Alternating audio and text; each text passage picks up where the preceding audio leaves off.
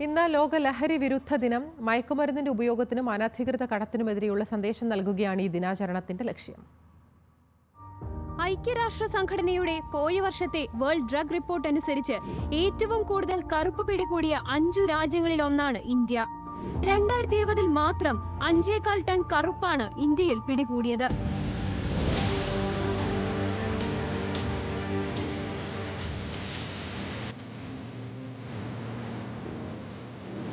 ലോകത്തെ 2 പ്രധാന ലഹരി നിർമ്മാണ മേഖലകളുടെ മധ്യത്തിൽ വരുന്ന ലഹരിക്കടത്തിന്റെ പ്രധാന ഇടത്താവളവുമാണ്. ഇറാൻ, അഫ്ഗാനിസ്ഥാൻ, പാകിസ്ഥാൻ ബെൽറ്റും മ്യാൻമാർ, തായ്ലൻഡ്, ലാവോസ് ബെൽറ്റുമാണ് ലോകത്ത് ഏറ്റവും കൂടുതൽ ലഹരി ഉൽപ്പാദിപ്പിക്കുന്ന മേഖലകൾ. കടൽ മാർഗവും കരവഴിയും ഈ 2 കേന്ദ്രങ്ങളിൽ നിന്നും ലഹരി ഇന്ത്യയിലെത്തുന്നു. ഇവിടെയുള്ള ഉപയോഗത്തിന് മാത്രമല്ല, വിദേശ രാജ്യങ്ങളിലേക്കുള്ള കള്ളക്കടത്തും നയിക്കുന്നത് ഇന്ത്യ വഴി എന്നതാണ് കണ്ടെത്തൽ.